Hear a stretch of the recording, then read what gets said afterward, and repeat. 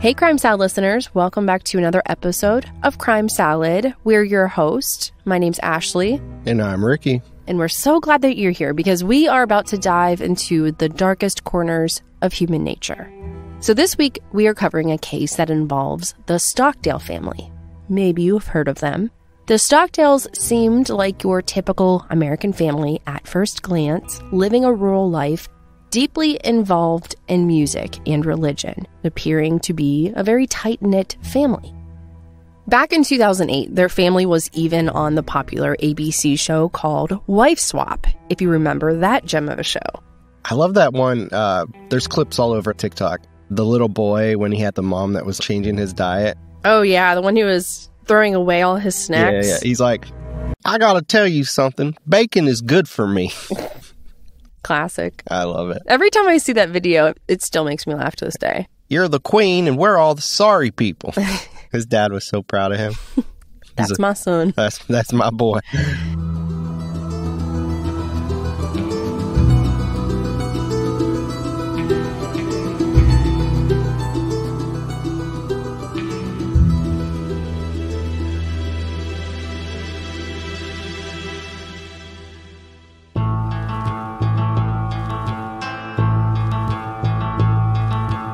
Now, the episode of the Stockdales, which we will take a deeper look into in a few, showcased a different way of living from what you may be used to. And watching their family live their normal daily routine would make you think, well, maybe it wouldn't hurt to add a little more structure into your family's lifestyle. But close to a decade after the episode aired, things took a dark and unexpected turn in 2017. This is one of those cases that will stick with you. You know, even when you do your best to shield your kids from the harsh realities of the world, things can still take a turn you never expected. Before getting into the tragic murders that took place inside the Stockdale home, let's begin with who the Stockdales were and what their life was like. Man, you gave me chills. Oh, goosebumps. Did I for real? No, it took you 10 times to read. No, I'm just kidding. So Tim and Catherine, or Kathy, had this kind of classic college romance story as to how they met. They met while studying agriculture. Both of them were in the same agronomy club. What's agronomy? So in this club, they would have studied soil management and crop production. Oh, sounds smart.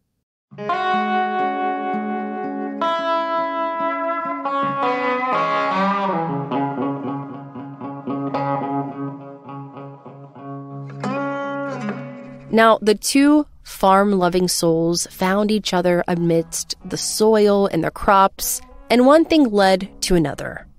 They soon got married in August of 1985, and they had their 4 boys shortly after that.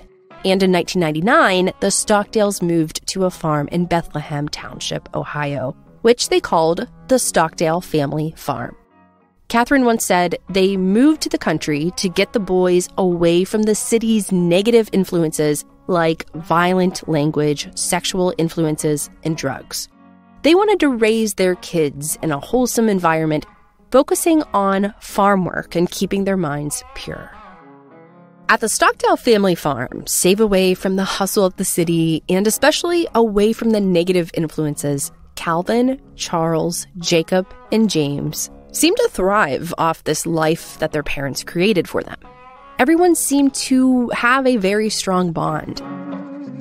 Now, along with this lifestyle came no access to things like TV, no outside food, so that meant no fast food runs or restaurant food, and no outside contact with friends or anyone, only making home-cooked meals that were processed from what they raised and grew on the farm. And the boys were expected to do the hard work that came with it, which was a lot of hard work, tending to the animals and crops and other chores. The parents wanted to teach these boys life skills, such as this, to show them that things aren't just handed to them. You have to work hard for what you want, and it has to be done right.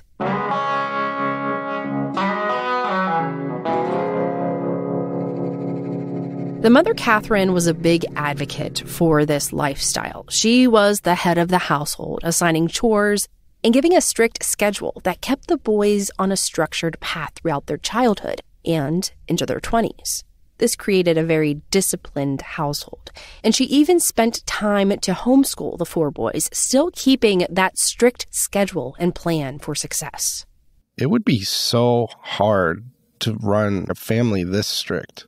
I don't think I could keep up with it, honestly. If I was in her situation, if I asked you to wake up at 7 o'clock to do chores, there's no way. You would be passed out on the couch. Yeah. So yeah, you couldn't relax on the couch. If it was the weekend, Sunday morning, you couldn't sleep in or play any video games. The household ran on a strict schedule from sunup to sundown. And it was a house surrounded by lots of folky bluegrass music, their love of God, and pure living. And they took every minute out of their day to do a task. So I guess you have to respect how people want to raise their kids. Everyone wants to raise them different. But personally, you can't have all work and no play. I'm a big believer in having free time, working on your goals and working and those types of things. But you have to have all of those things to be happy. I don't think you can just work and be happy. At the same time, that's their lifestyle. They're running their own farm. It would take a lot of hard work to keep up with everything, a lot of time and dedication, because they're making all of their food from the crops that they're producing, from the milk that they're producing. They harvested their own chickens. I'm sure she had their best interests in mind, but that's a hard life to live. Now, living on the farm, it meant that there was always something to do. They raised their own food, they processed it, grew their own crops, their milk. They rarely bought anything from the grocery store. Catherine's daily routine was quite something. She started the day making breakfast at 7 a.m. She would wake up the boys at 7:30, and they had to be at the table in 4 minutes, or else they would be fined 25 cents for every 2 minutes they were late. If I had that rule for our older son, I'd be like, woo-hoo. Oh my God, we'd be rolling in money. And all of these fines went into a jar. After breakfast, the boys had a list of chores and tasks. This was all week long. This wasn't just Sunday morning chores. They had chores from cleaning bathrooms to hanging laundry to making their beds. And Catherine would check on each chore to make sure that it was done correctly. And they had outside chores to complete, for which they would receive these tokens that could be traded for privileges, like listening to the radio, or they could watch a pre-vetted movie that was, selected by Catherine. So basically, the mother had a list that they could choose from? Yeah. Okay. So Catherine's schedule continues, and she starts lunch around noon, and she serves it at 1 o'clock p.m. After lunch, the boys practice their music at 4 o'clock p.m., and they have a debate lesson, which they have to pay for. You got to pay for something you don't even want to do? Well, Catherine would say teaching the boys to communicate and think through an argument is a vital part of their education. It is also a good way for them to meet and learn to socialize with other young people. So what's weird about this statement, though, is they didn't socialize outside of their family, though, right? Yeah, they all kind of stuck together in their own little bubble. Well, she didn't let them go out and meet other kids and date, from what I understand. By not socializing your kids with the outside world, I feel like it's just such an injustice. What happens when they grow up and they move out? They have to work in the real world. I mean, you don't want to be 24 playing freeze tag. From my personal experience, they don't let you do that at lunch breaks. Why, you tried to get your work friends to do freeze tag and they didn't want to do it? Something like that. This is such a gray area, almost like a controversial topic, because the outside world is scary. How many crimes have we learned about where it's like, oh my gosh, I'm never letting my kid out of my sight? That's how I feel. And I feel like we're all still trying to figure it out. Now, a friend of theirs, Steve Todd, he described the Stockdales as the ideal loving family, and he used the words admirable and well-adjusted. Which, I mean, if you look at this family, you might be envious because they have everything so organized and so planned out. Now, on top of everything that kept the Stockdale family busy, they were also very involved with their own band, the Stockdale Family Band. Their band started in 2004, And they had this whole routine of singing their favorite songs while doing kitchen and farm chores. The music they created was their way of bonding. They played a mix of bluegrass, gospel, and a bit of Appalachian music, and they even threw in some comedy. The band had 5 pieces: a guitar, fiddle, mandolin, banjo, and a bass. I have to say, though, this is what they enjoyed doing. Like, this was their fun, for sure. Oh, yeah, for sure. And they were good, like really good. Catherine was the band manager, and she booked shows and other things. They often performed as the house band for the Amish Country Theater and various community events like community concerts, fairs, festivals, and churches. Tim, the father of his 4 sons, was the anchor of the band. He was the rhythm guitarist and lead vocalist, and the one who would write the songs. He had been playing and singing since he was young and was known for his wide range of songs. He was extremely talented, and it's cool that he got to share his love of music with his sons and give them the skills to create music and enjoy music. And he felt like making the music with his sons was a privilege, which he seemed very proud of. Calvin, their eldest son, was the multi-instrumentalist, specializing in the banjo. He also took the lead in many performances. Charles, the second oldest, played the mandolin and was known for his harmony skills and sings both bass and lead vocals.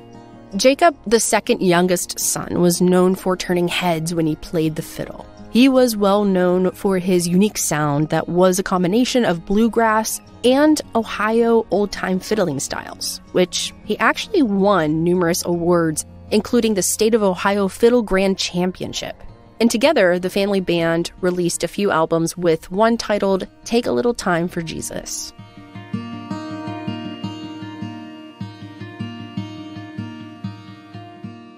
Wonder if he ever did Devil Went Down to Georgia. The devil went down to Georgia. He was looking for a soul to steal. He was in a bind. He was way behind. He was looking for... Wow, that was damn good. I know all the words to that song. Well, he would.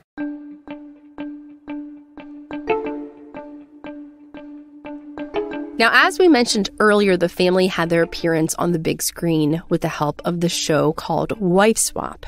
For those of you who might not remember or might not know of this show, it was more of a social experiment. It was about 2 wives from different families swapping lives for 2 weeks.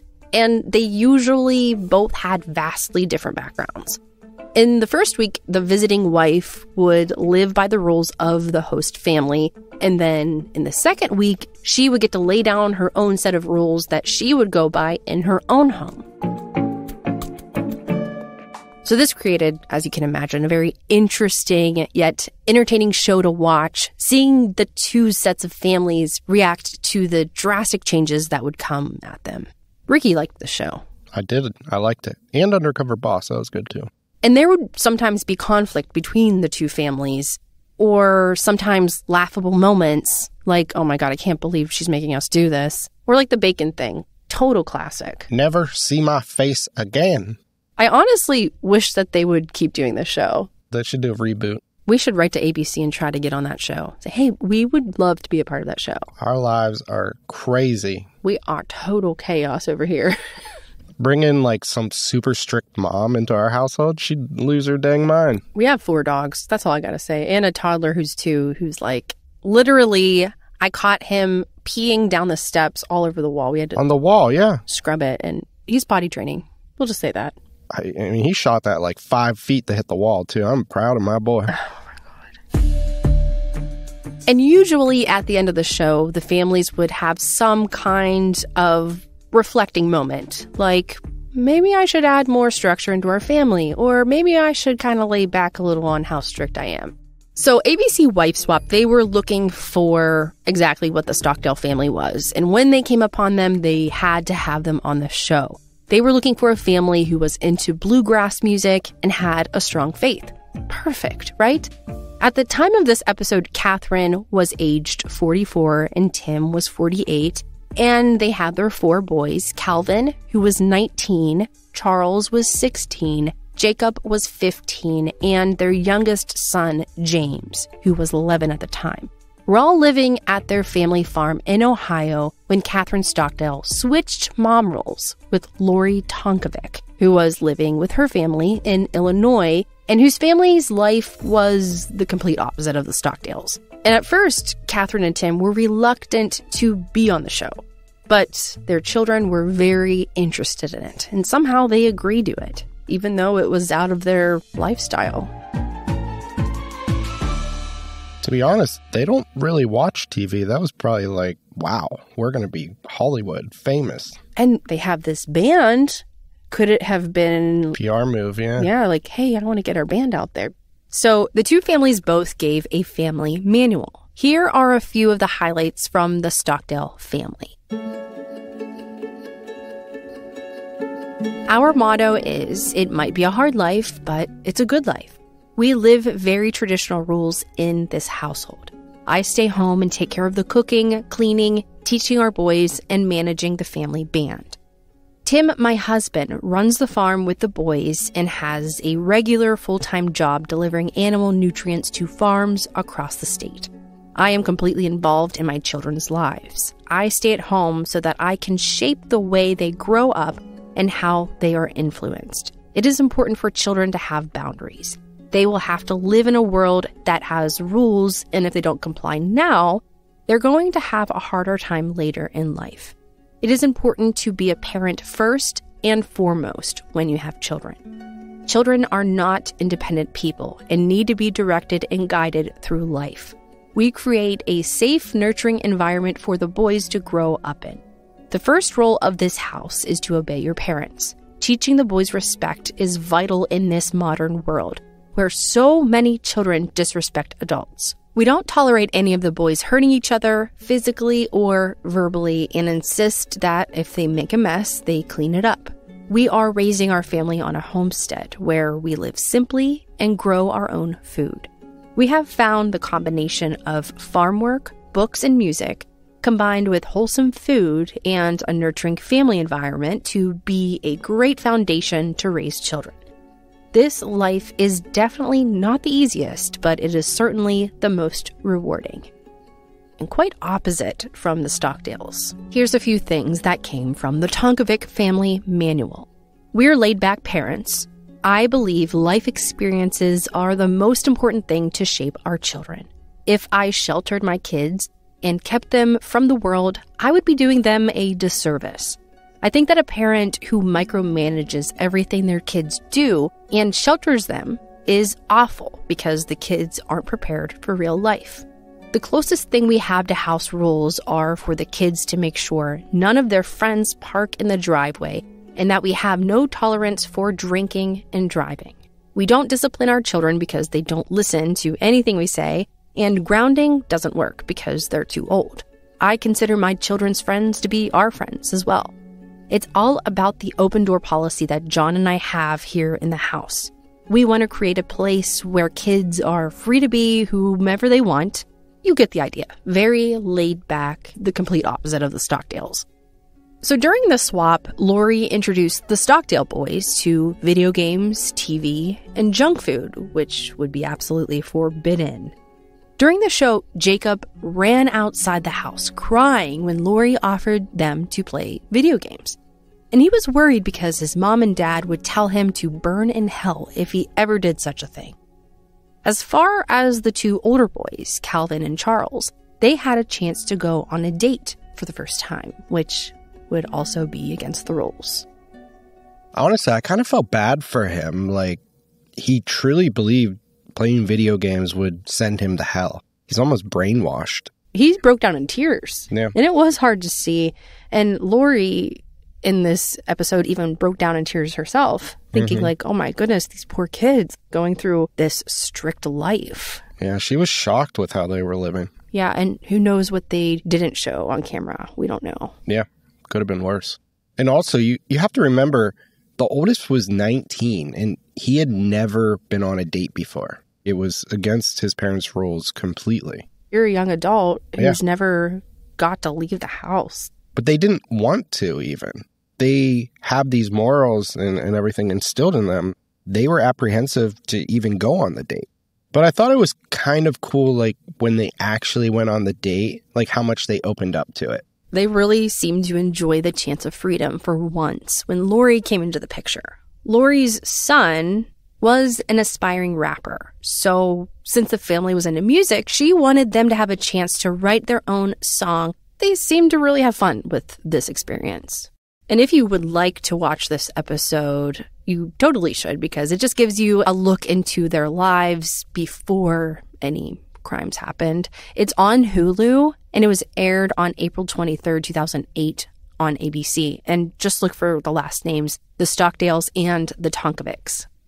I liked it because it was uninfluenced by the crime narrative, because it came out before it. Like, when you watch a true crime documentary or something, it's very framed in that way. This was cool to see the pure form of the family. There was a lot of innocence in the family. You would never, ever think that anyone would harm anyone in this family. Like, they were a team, a true, tight-knit family.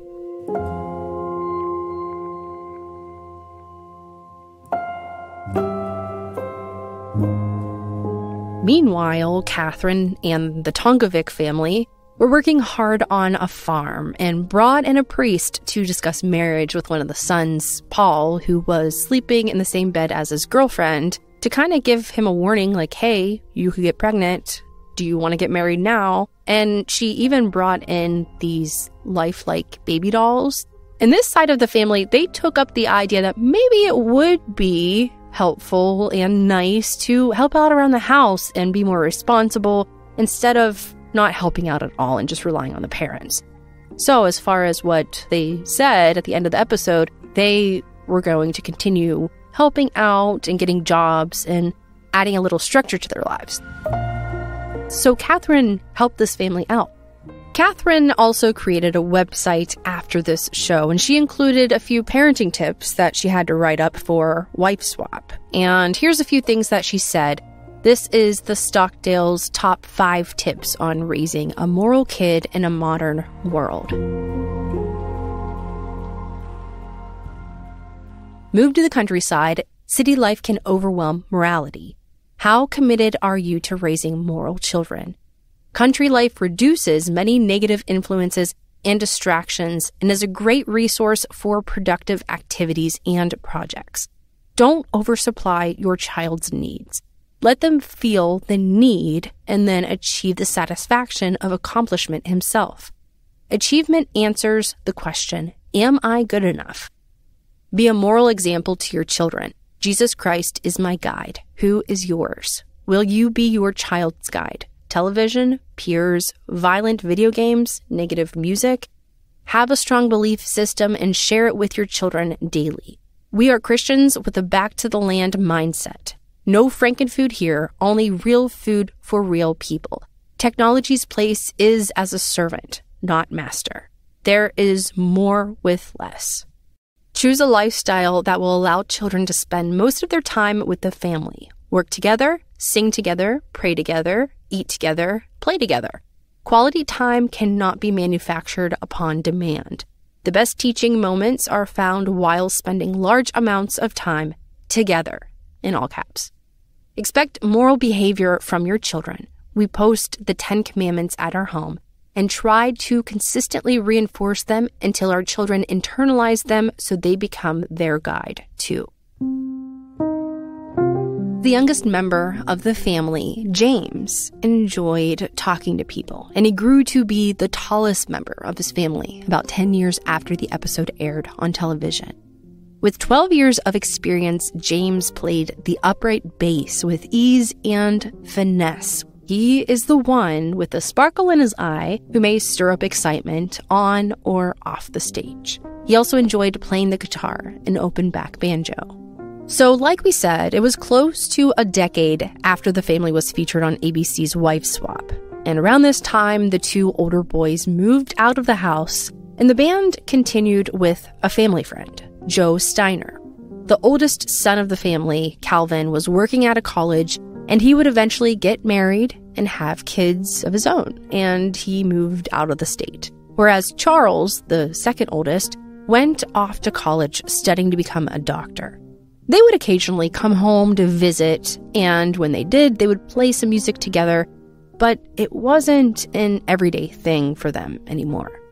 So, left at the house was Jacob and his younger brother, James, along with their parents. It's not known, but we can assume that they still kept up with the farm duties and their chores, and Catherine very well kept to her strict set of rules.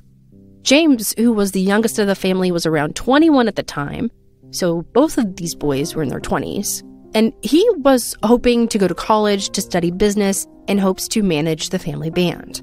The family band was still a big hit, regardless of the two older boys no longer being in it, and Catherine would post videos on YouTube of Tim and his two boys playing on stage along with their family friend. The band was quite successful, keeping busy all summer long, and they were completely booked up with shows. And then a fateful day unfolded at the Stockdale home.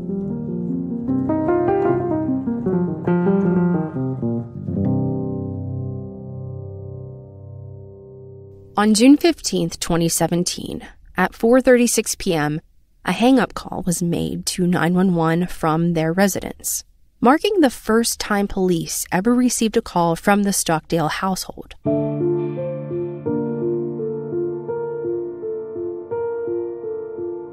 "20 minutes after the call, police arrived to find an unsettling scene.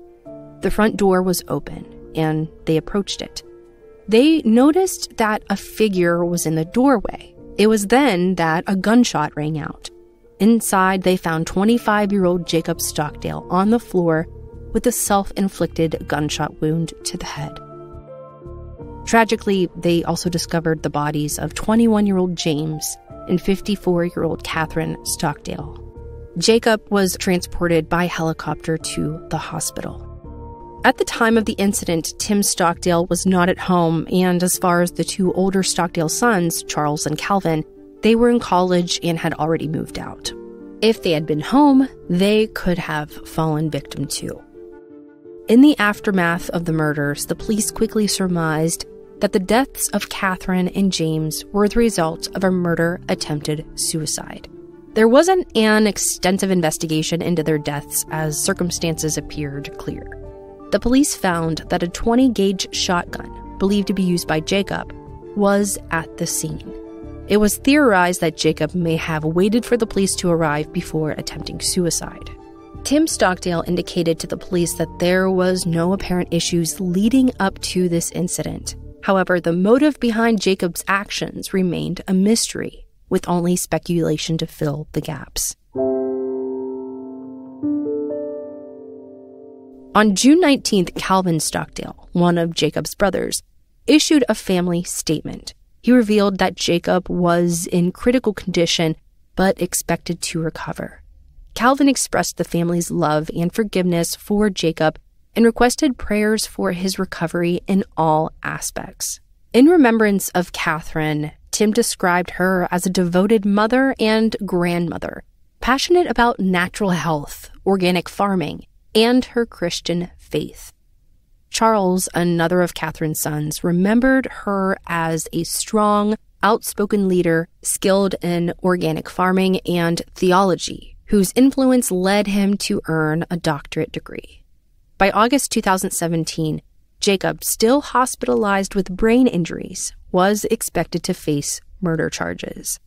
In late September of 2018, after being found in sufficient health, he was formally indicted for murder.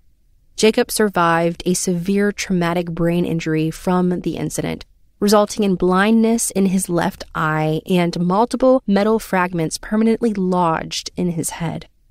For a time, he was unable to communicate or walk. Remarkably, Jacob claimed to have no memory of the events that transpired on that tragic day in June. He took a shotgun shot to the head and survived. That's crazy. Very. Jacob's path to his plea was complex. After turning himself in, he pleaded not guilty. He was found competent to stand trial, but later, additional exams were ordered to determine his mental state during the incident and his current competency. Eventually, he pleaded not guilty by reason of insanity. While in a state psychiatric facility, Jacob underwent treatment for his depression and participated in restoration activities to help him become competent for trial. He even tried to escape twice from the facility, though he was eventually deemed competent to stand trial. However, in 2021, he was moved back to jail and told he could no longer use the insanity defense.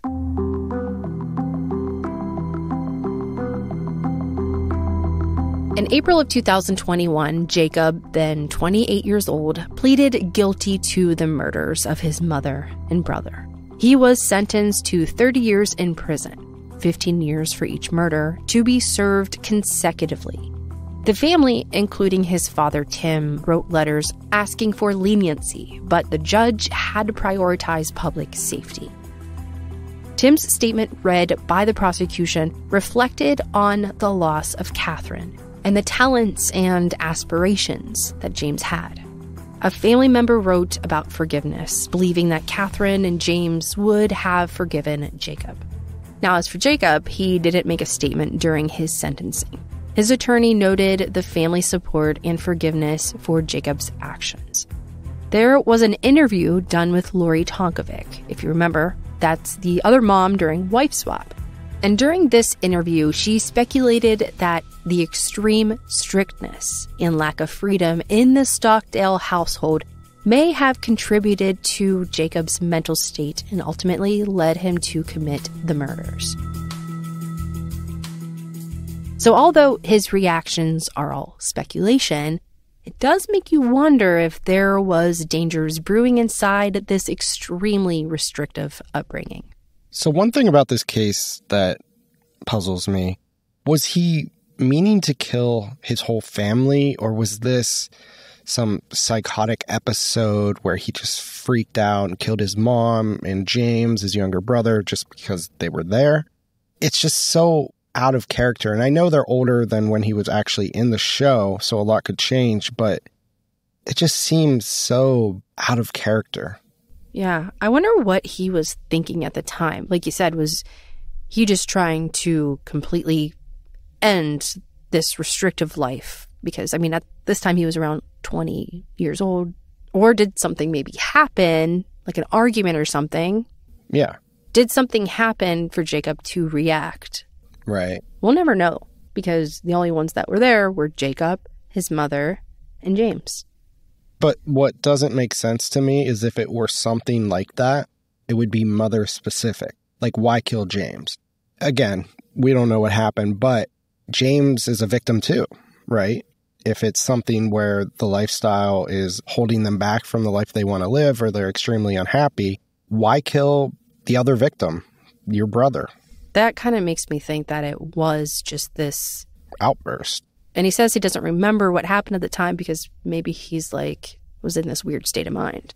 It's hard too, because the only comparison that we have is the Wife Swap episode. But he was, like 14 years old at the time. Mm-hmm. Huge age difference. So we don't know, like, if he changed or whatever. But, like his father Tim said, there was no warning signs leading up to this. Well, that's what they said. That's what they said. They're also a super private family. Yeah. But the other comparison that we have is him in court. And I remember specifically in some of the videos we watched, the judge asked him, like, what is your name? Do you know where you are? Mm-hmm. He didn't reply in some of them. And then it would cut to the next day where he actually replied. So it was like, okay, we can actually do this in court. Mm-hmm. So you don't have a good comparison between the two, because he's a very altered version of himself after the failed suicide. If I had to assume either something happened, or with what Ms. Tonkovic was talking about, with the strictness of the household, maybe he just had enough of it. Doesn't make it right, but I guess we'll never know. So as of now, Jacob Stockdale is serving his sentence at the Chillicothe Correctional Institute in Ohio. He won't be eligible for parole until September of 2048, when he'll be 56 years old. It's a somber ending to such a tumultuous story. As for the rest of the Stockdale family, they seem to be doing their best to move forward. Tim, the father, continues to express his thoughts and beliefs on social media, focusing on his life and religion and bluegrass music. There were a few YouTube videos that they posted of the two older boys playing music. One in particular is a Christmas song, I'm assuming that they wrote, and they're playing it together with their dad, Tim, and their kids. It seems like they decided to create a less strict home for them. So they didn't continue with the strict schedule that their mom had. It's also weird, though, you mentioned Tim uses social media. Like, that sounds so foreign coming from the type of family that they were. That's true. That's a good point. And one thing that I thought was cool, too, was that the song that they created, they even had a line in there that mentioned the kids watching TV and playing with toys. So it seems like they really stepped away from this strict lifestyle and they were moving forward in a positive way, which is really nice to see because that's just got to be really hard. Yeah, or at least altered it. They may still have the same values, but it seems like they definitely did loosen up. Mm-hmm. Talking about this story, it really hits home how complex family dynamics can be and how mental health issues can sometimes go unnoticed or unaddressed until it's too late. Now, we don't know specifically, or we may never know what led up to or triggered that fateful day in June of 2017, but this story is a stark reminder. If you are ever in a situation where you feel like you don't know what to do, where to go, or how to move forward, there is always help available, and you're not alone. There's this really, really cool lifeline that is called 988, and it's a suicide and crisis lifeline for people living in the U.S. You can either text, call, or chat online, and they provide round-the-clock, so 24/7, professional assistance, providing confidential support for people in need. It also provides valuable resources for both prevention and crisis situations, catering to both individuals and their loved ones. So you can simply text a message to 988 to get a hold of a professional in a crisis. In sharing this story, I hope to honor the memory of Catherine and James Stockdale and acknowledge the complex and painful journey the family has had to endure. It's a story that's both heartbreaking and eye-opening, reminding us of the fragility of life and the hidden struggles that many families face. And I'd also like to say, even though we disagreed with some of the parenting choices throughout the episode, Catherine was a loving mother. She cared deeply about her family, and this was something that should have never happened. I agree.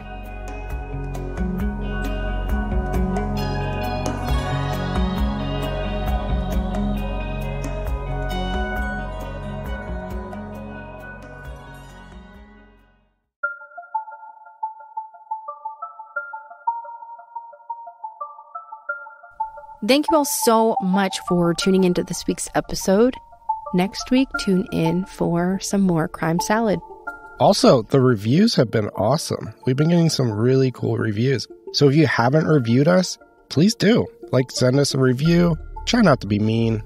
We're very sensitive people over here. Very fragile. Handle us with care. No, but thanks to everyone who's listening. Thanks to everyone who's been reaching out on Instagram. I want to throw out a little hint here. I think we're going to do a limited merch drop soon. Once we figure that out. Yeah. Pretty soon. But if you've noticed, crimesalad.com we can't get that website. We can't get that domain anymore because it seemed to slip right underneath our fingertips. It did. I think it's, $10,000 if we want it? Yeah, so we did have crimesalad.com. Yeah. So we had crimesalad.com. At the very beginning. We lost it for a couple days. Someone swooped in, bought it. Yeah, whoever you are, listen, we're not giving you that $10,000. No, we're going to change that name. Fun stuff. Oh, also, we went to a basketball game. Our son's in high school. I went to the bathroom and they asked you. They were like, why is Ricky always wearing shirts that say Crime Salad? I don't know. He's kind of weird. I don't even know what that is. But yeah, hint, coming soon. To a website near you. That we haven't figured out yet. But it will be. figured out after this episode, right, Ricky? Maybe. I get to work. Bye.